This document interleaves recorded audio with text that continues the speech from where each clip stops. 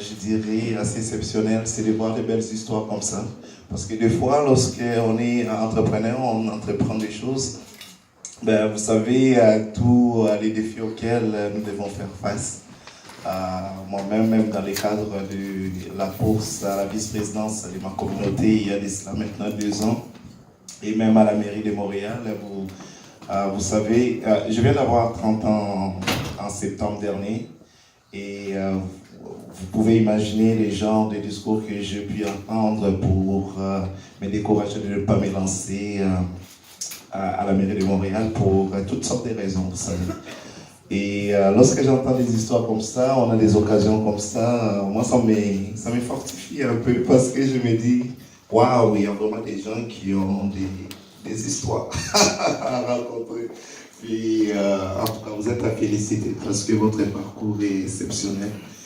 Je tiens à vous féliciter et en même temps, s'il y a des gens qui sont un peu hésitants à se lancer en affaires, je pense que vous avez des bels exemples comme ça qui vous poussent, enfin je crois, à aller toujours de l'avant malgré les obstacles.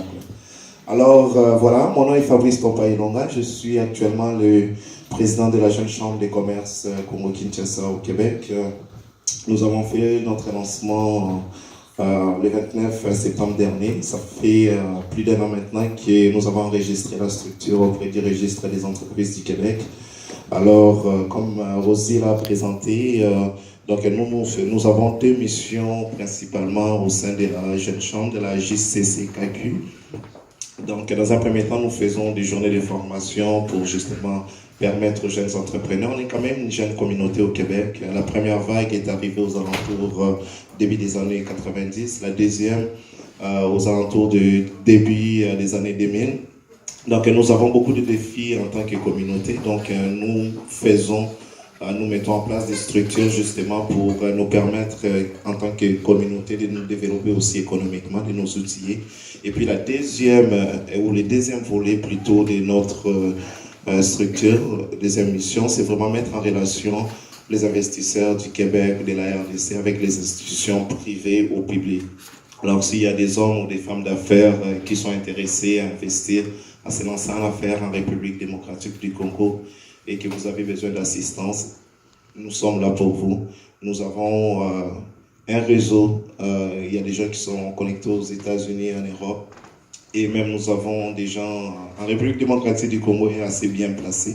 Si jamais vous avez des décideurs politiques ou privés que vous voulez rencontrer, il y a toujours moyen de s'asseoir et de planifier tout ça. Alors voilà, Stéphane, ça fait environ 3 ans qu'on se connaît. C'est quelqu'un pour qui j'ai beaucoup d'estime. Je vois sa détermination. Nous, on a appris à se connaître, comme on se dit. On a appris à se connaître. Nous sommes des personnes assez qui en veulent toujours plus. Et bon, voilà, j'ai connu Stéphane, ça fait maintenant 3 ans qu'on travaille ensemble, on s'entraide du mieux que nous pouvons. Et c'est quelqu'un de très déterminé, c'est la chose qui m'attire beaucoup chez lui. Voilà, c'est quelqu'un de fiable, je me fie beaucoup à lui. Je sais que si j'ai besoin de quelque chose et que je contacte Stéphane, il sera en mesure de trouver une solution pour moi. Et j'aime aussi en fait son approche business. Parce que vous savez, je vous ai dit, moi j'ai un attrait entre le Québec et la République démocratique du Congo.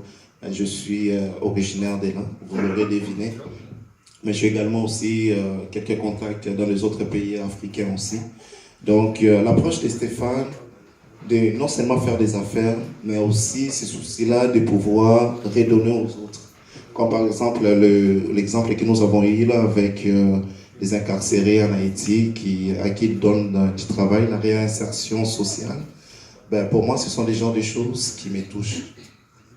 Parce que faire de l'argent pour faire de l'argent, pour moi, c'est pas tellement intéressant. Mais faire de l'argent en aidant les autres, à donner une chance aux gens d'avancer dans la vie, ben moi, je pense que je ne sais pas s'il y a quelque chose de comparable à ça. Donc, moi, j'aime cette approche-là parce que pendant longtemps, je ne vais pas rentrer dans ce qui est historique ou politique avec l'Afrique, mais bien souvent, il y a eu des pays qui se sont imposés en Afrique, qui avaient une autre mentalité, la mentalité de vouloir prendre et pas donner aux Africains. Mais lorsque je regarde la philosophie d'affaires, la façon de faire des entrepreneurs, des hommes d'affaires, femmes d'affaires du Québec, je pense que ça va beaucoup se marier avec la réalité de l'Afrique aujourd'hui. Alors si, à travers notre structure, la Jeune Chambre de commerce du Congo-Kinshasa au Québec, nous pouvons trouver des gens comme Stéphane, et comme vous, j'imagine aussi également, qui veulent faire des affaires en Afrique, c'est à ça que nous sommes intéressés. Alors, moi, je vous lance l'invitation. Je ne sais pas encore combien de temps nous allons rester parce qu'on avait un autre programme.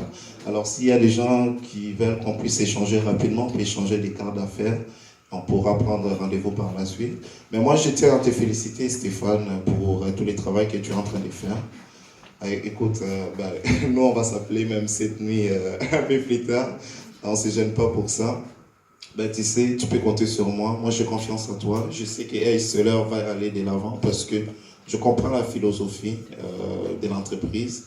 Je comprends aussi ton approche et moi, je suis vraiment intéressé à travailler avec toi. Ensemble, nous allons faire des grandes choses et je te souhaite vraiment bonne chance. Je sais que ça va réussir parce que l'Afrique a besoin des entrepreneurs québécois comme toi. Alors, voilà. Merci beaucoup.